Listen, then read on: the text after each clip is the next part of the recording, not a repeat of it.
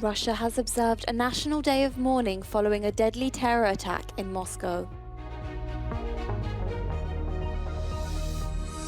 Poland has said a Russian cruise missile aimed at Ukraine briefly entered its airspace.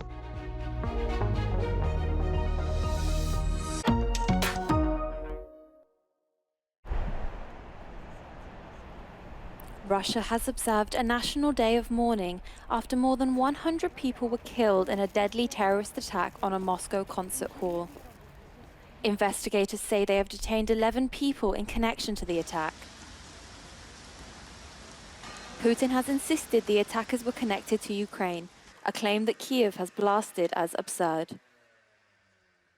Ця нікчема, абсолютно, Путін замість того, щоб займатися своїми громадянами Росії, звертатись до них, добу мовчав, думав, як це притягнути до України. Все абсолютно передбачено.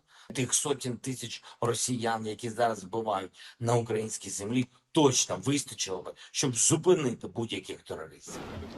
Meanwhile, residents of Moscow have lined up to lay flowers and donate blood as the country reels from its worst terror attack in decades. People have paid respects in Russian embassies across the world. The Islamic State terror group has claimed responsibility for the attack.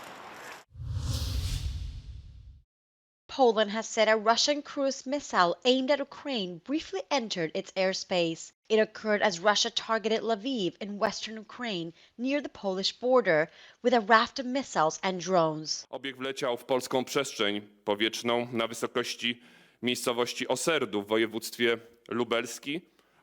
lubelskim i przebywał na terytorium naszego kraju przez 39 sekund. Wleciał w głąb naszego kraju na głębokość około 1000 do 2000 metrów.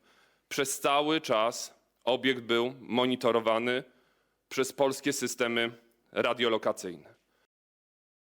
Multiple explosions were also reported in the Ukrainian capital, Kyiv.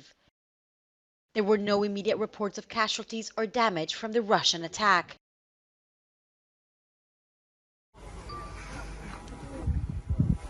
In the meantime, Lviv mayor said the missiles had targeted critical infrastructure.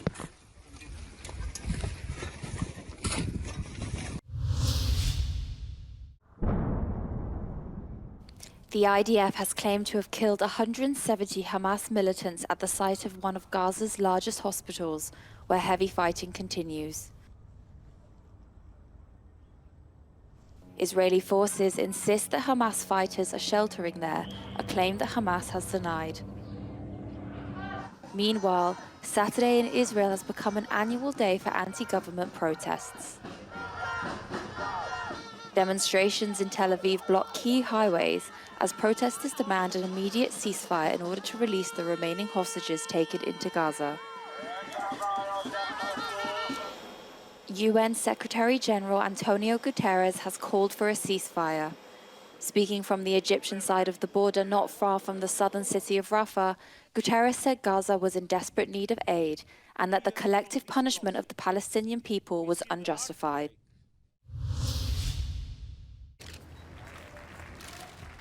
Pro-Western diplomat Ivan Korchok has won the first round of Slovakia's presidential election with 42.5% of the vote. His lead over the second place, Peter Pellegrini, was more than 5 points. Pellegrini, a close ally of populist Prime Minister Robert Fico, was tipped as the favorite ahead of the vote. Asi rozdielom 5% zhruba.